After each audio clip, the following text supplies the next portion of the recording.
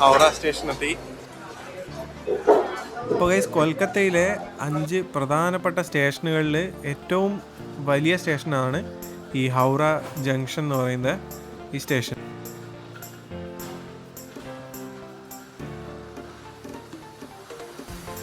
ഇത് നമുക്ക് ഹൗറ ബ്രിഡ്ജ് ഒന്ന് കാണണം. അതിന് വേണ്ടിയിട്ട് പുറത്തേക്ക് നടക്കുകയാണ് ഈ സ്റ്റേഷൻ്റെ.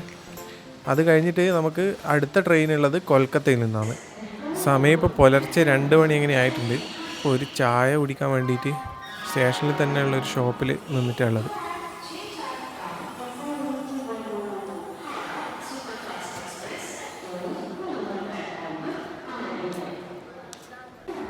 പുറത്ത് ഇതാ കുറേ ഓട്ടോ ചേട്ടന്മാർ, ടാക്സി ചേട്ടന്മാരൊക്കെ നിന്നിട്ടുണ്ട്. നമുക്ക് ഇവരുടെ അടുത്തൊന്നും പോകണ്ട. ഹൗറ ബ്രിഡ്ജ് തൊട്ടടുത്താണ്, ജസ്റ്റ് നടക്കേണ്ട ദൂരമേ ഉള്ളൂ. അപ്പോൾ നമ്മൾ അവിടത്തേക്ക് നേരെ നടക്കുകയാണ്. ഒറ്റ നോട്ടത്തിൽ നോക്കിയാൽ നമ്മുടെ ചെന്നൈ സെൻട്രൽ സ്റ്റേഷൻ്റെ ഏകദേശം ആ ഒരു നിർമ്മിതിയാണ് ഹൗറ സ്റ്റേഷൻ്റെ ഉള്ളത്. ആ കളർ കോഡായാലും ചുവപ്പും വെള്ളയായിട്ടൊക്കെ ഉള്ളത്. പക്ഷേ ചെന്നൈ സ്റ്റേഷനുമായിട്ട് വ്യത്യാസങ്ങളുമുണ്ട്.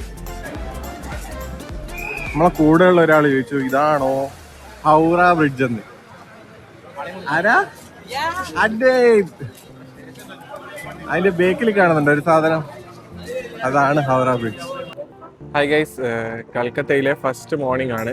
നമ്മളിപ്പോൾ സ്റ്റേഷനിൽ നിന്ന് വണ്ടി ഇറങ്ങി കുറച്ച് മുന്നോട്ട് നടന്ന് നമ്മുടെ ഹൗറ.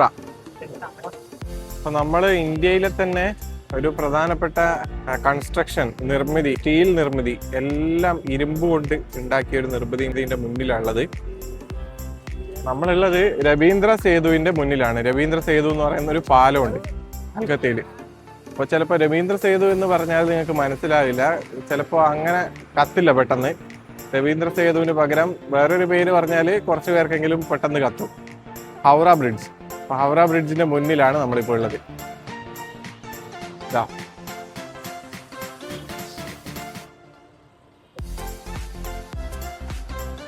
നമ്മളിപ്പോൾ നടന്ന് ഈ ഹൗറ ബ്രിഡ്ജിൻ്റെ തൊട്ട് താഴെ എത്തിയിട്ടുണ്ട്. ഇതിൻ്റെ ആ ഒരു വലിപ്പം ഇതിൻ്റെ താഴെ വന്ന് നിൽക്കുമ്പോഴാണ് ശരിക്ക് മനസ്സിലാകുന്നത്. കൊൽക്കത്ത നഗരവും ഹൗറയും തമ്മിൽ ബന്ധിപ്പിച്ചിരിക്കുന്ന ഒരു പാലമാണിത്. ഹുഗ്ലി നദിയുടെ കുറുകെ രവീന്ദ്ര സേതു എന്ന് പറയും. ഇതിന് ഒഫീഷ്യൽ നെയിം രവീന്ദ്ര സേതു എന്നാണ്. ഒരു ടൈപ്പ് തൂക്കുപാലമാണ് ഇത്. ഇത് ലോകത്തിലെ തന്നെ ഭയങ്കര റെയർ ആയിട്ടുള്ള കൺസ്ട്രക്ഷൻസിൽ ഒന്നാണ്. രവീന്ദ്രനാഥ് ടാഗോറിന്റെ പേരിലാണ് ഈ ബ്രിഡ്ജ് രവീന്ദ്ര സേതു എന്ന് പേരിട്ടത്. 1943 ഇത് പണി കഴിപ്പിച്ചത്. ഏകദേശം 705 മീറ്ററോളം നീളമുണ്ട്. ഈ കാൻഡിലിവർ ബ്രിഡ്ജാണ് ഇത്. കാൻഡിലിവർ എന്ന് പറയുന്ന ഒരു കൺസ്ട്രക്ഷൻ ടൈപ്പാണ്. ആ ഒരു ടൈപ്പിൽ നിർമ്മിച്ച ബ്രിഡ്ജാണ്. ഇതിലൊറ്റ നട്ടും ബോൾട്ടും ഇല്ല, എല്ലാം റിവറ്റ് മാത്രം കൊണ്ട് നിർമ്മിച്ചൊരു ബ്രിഡ്ജാണ്. അപ്പോൾ ഈ ബ്രിഡ്ജിന്റെ താഴെ ഒരു ടൈപ്പുള്ള ഒരു തൂക്കുപാലാണ്. ഈ താഴെ ഈ കാണുന്ന റോഡാണ് ഈ ഹുഗ്ലി നദിക്ക് കുറുകെ പോകുന്ന ആ ഒരു റോഡ്. അപ്പോൾ ഈ റോഡ് ഈ ബ്രിഡ്ജിന്റെ താഴെയായിട്ടാണ് വരുന്നത്. അപ്പോൾ ഈ ബ്രിഡ്ജ് റോഡിനെ താങ്ങി നിർത്തുന്നത് അല്ലെങ്കിൽ തൂക്കി നിർത്തുന്നത് ഈ ബ്രിഡ്ജാണ്. അപ്പോൾ ഹുഗ്ലി നദിക്ക് കുറുകെ ആയിട്ടാണ് ഈ ഹൗറ ബ്രിഡ്ജ് സ്ഥിതി ചെയ്യുന്നത്. 26,500 ടണ്ണോളം സ്റ്റീലാണ് ഇതിൽ ഉപയോഗിച്ചിട്ടുള്ളത്. ഹൗറ ബ്രിഡ്ജിന്റെ മുന്നിൽ നിന്ന് ടാക്സി ബുക്ക് ചെയ്തിട്ടുണ്ട്. നേരെ സിയാൽദ സ്റ്റേഷനിലേക്കാണ് പോകേണ്ടത് നമുക്ക്. ഇപ്പം മോർണിംഗ് ഒരു 4:15 ആ ഒരു ടൈം ആയിട്ടുണ്ട്.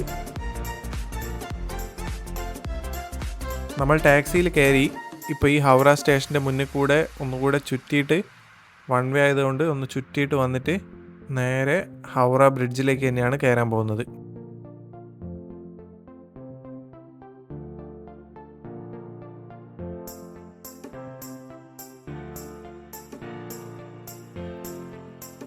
ഇപ്പോൾ ഇതാ നിങ്ങൾക്ക് മുന്നിൽ കാണാവുന്ന പോലെ ഹൗറ ബ്രിഡ്ജിൻ്റെ താഴത്തെ ആ റോഡിലേക്ക് നമ്മൾ കയറാൻ പോവുകയാണ്. നിങ്ങൾക്ക് ഈ സൈഡിൽ ട്രാൻസ്പോർട്ട് ബസ്സുകളൊക്കെ നിർത്തിയിട്ട് കാണാം. ഇതിൻ്റെയൊക്കെ കണ്ടീഷൻ നോക്കിക്കഴിഞ്ഞാൽ വളരെ ശോചനീയാവസ്ഥയാണ്.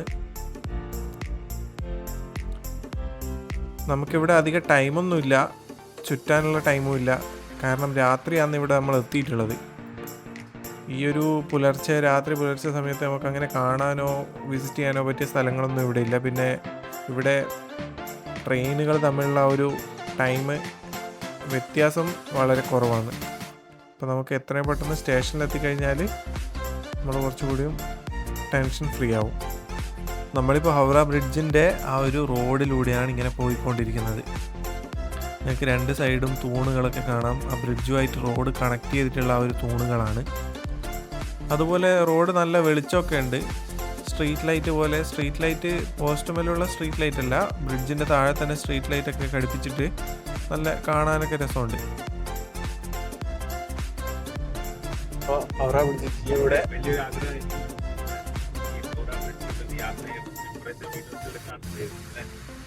അതെ. അപ്പോൾ നമ്മൾ ബ്രിഡ്ജിൽ നിന്ന് ഇറങ്ങി ടൗണിലേക്ക് കടന്നിരിക്കുകയാണ്. കൊൽക്കത്ത ടൗണാണിത്. അപ്പോൾ നിങ്ങൾക്കിതിൽ റോഡിലൂടെ ഒരു ലൈൻ ഇങ്ങനെ പോകുന്ന കാണാം. സ്ട്രെയിറ്റ് ലൈൻ ഇങ്ങനെ പോകുന്ന കാണാം. ഇതെന്താണെന്ന് ചോദിച്ചാൽ നമ്മുടെ ട്രമ്മ് ഓടുന്ന റെയിലാണിത്. ഈ ട്രം എന്താണെന്ന് ചോദിച്ചാൽ റോഡിലൂടെ ഒരു റെയിൽ പാളം വിരിച്ചിട്ട് അതിലൂടെ സഞ്ചരിക്കുന്നൊരു ട്രെയിനല്ല, ട്രെയിനിൻ്റെ മാതൃകയുള്ളൊരു സാധനമാണ്, ഒരു വെഹിക്കിളാണ്.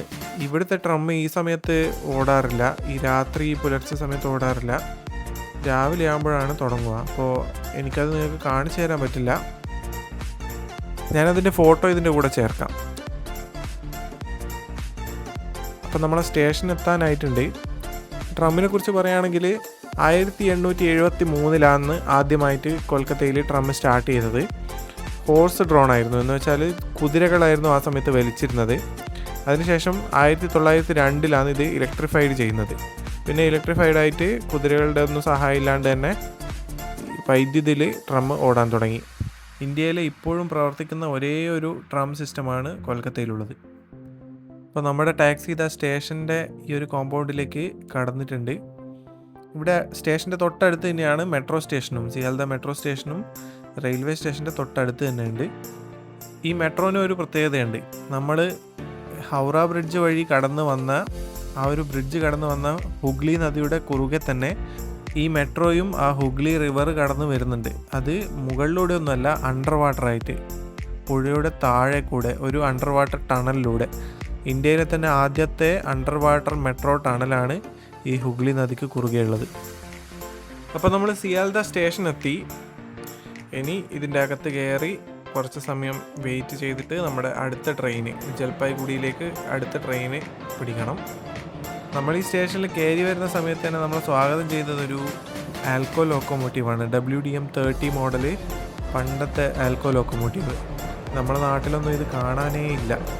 കാരണം ഫുള്ള് ഇലക്ട്രിഫിക്കേഷൻ വന്ന സമയത്ത് ഇങ്ങനെയുള്ള ഡീസൽ ലോക്കോമോട്ടീവുകൾ ഞാൻ മുന്നത്തെ വീഡിയോയിൽ പറഞ്ഞതുപോലെ മെയിൻ സ്റ്റേഷനുകളിൽ ഷണ്ടിങ് ചെയ്യാനും മറ്റും മാത്രമായിട്ടാണ് ഉപയോഗിക്കുന്നത്. ഇപ്പോൾ നിങ്ങൾക്ക് ഇതിൻ്റെ ആ ഒരു ഐക്കോണിക്കായ സൗണ്ട് കേൾക്കാൻ പറ്റുന്നുണ്ടാവും.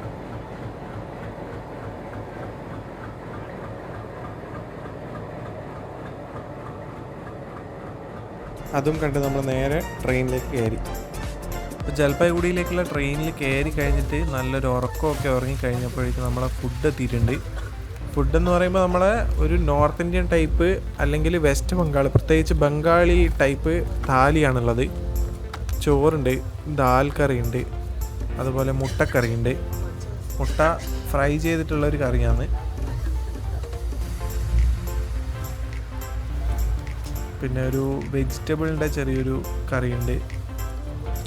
ഉരുളക്കിഴങ്ങൊക്കെ ആയിട്ട് ടേസ്റ്റൊക്കെ ഉണ്ട്. നല്ല അത്യാവശ്യം മോശമില്ലാത്ത ഫുഡ് തന്നെയാണ്. ദാൽ കറി എനിക്ക് പ്രത്യേകിച്ച് ഇഷ്ടപ്പെട്ടു. മുട്ടക്കറി ആണെങ്കിൽ ആ ഒരു മുട്ട ഫ്രൈ ചെയ്തെടുത്ത രീതിയൊക്കെ നല്ല അടിപൊളി, നല്ല ടേസ്റ്റ് ഉണ്ട്. പിന്നെ ഇതിൻ്റെ കൂടെ ഉള്ളത് ഒരു കുറച്ച് ചട്നിയും പിന്നെ പൊട്ടാറ്റോൻ്റെ ഒരു ബാജി ടൈപ്പ്, ബാജി എന്ന് പറയുമ്പോൾ ഒരു വറവ് അല്ലെങ്കിൽ ഉപ്പേരി ടൈപ്പ് ഒരു സാധനമുണ്ട്. നല്ല ടേസ്റ്റ് ഉണ്ടായിരുന്നു. പിന്നെ എക്സ്ട്രാ കുറച്ച് ചോറും ഉണ്ട്. ചോറിൻ്റെയും കറികളുടെയൊക്കെ ക്വാണ്ടിറ്റി അത്യാവശ്യം ഒരാൾക്ക് വയറ് നിറയ്ക്കാൻ പറ്റിയ ക്വാണ്ടിറ്റിയാണ്. പിന്നെ കുറച്ച് ഉപ്പും ഒരു മുളകും ഉണ്ട്. അപ്പോൾ ഫുഡ് ഓവറോൾ നൈസായിരുന്നു.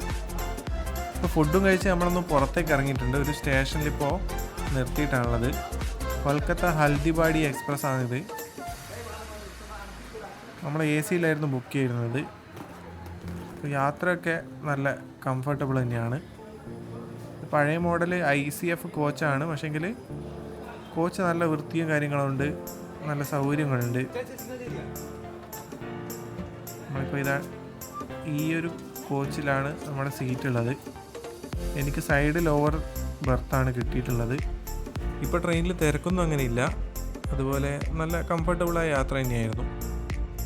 നമ്മളിപ്പോൾ കൊൽക്കത്തയിലൂടെയാണ് യാത്ര ചെയ്യുന്നത്. കൊൽക്കത്ത കഴിഞ്ഞു, അടുത്തത് ഈ വെസ്റ്റ് ബംഗാളിൻ്റെ ഓരോ ജില്ലകളും കഴിഞ്ഞ് നേരെ ജൽപായ്ഗുഡി വരെയാണ് നമ്മുടെ യാത്ര.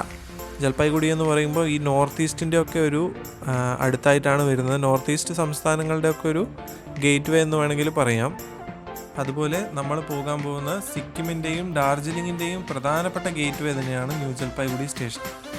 നിങ്ങൾക്ക് ഈ സ്ക്രീനിൽ കാണാം, നമ്മളിപ്പോൾ ഒരു പാലത്തിൻ്റെ മുകളിലൂടെ ഇങ്ങനെ പോവുകയാണ് ട്രെയിൻ.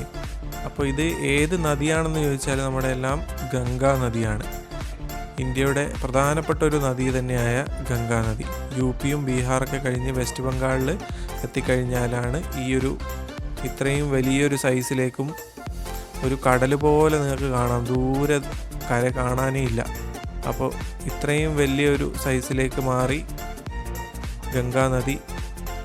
നമ്മൾ പോകുന്നത് നേരെ ജൽപായ്ഗുഡിയിലേക്കാണെങ്കിൽ ഗംഗാ നദി പോകുന്നത് ബംഗാൾ ഉൾക്കടലിലേക്ക് ചേരാൻ വേണ്ടിയിട്ടാണ്. അപ്പോൾ ഇന്ന് വൈകിട്ടോടെ നമ്മൾ ജൽപായ്ഗുഡിയിൽ എത്തിച്ചേരും. അവിടുന്ന് നെക്സ്റ്റ് സിക്കിമിലേക്കുള്ള യാത്രയാണ് അടുത്ത വീഡിയോയിൽ. ജൽപായ്ഗുഡി എത്തുമ്പോഴേക്കും നമ്മൾ ട്രെയിനിനോട് യാത്ര പറയും. പിന്നെയുള്ളത് കാറിലും അതുപോലെ ബസ്സിലൊക്കെയുള്ള യാത്രയായിരിക്കും. അപ്പോൾ നെക്സ്റ്റ് വീഡിയോയിൽ കാണാം.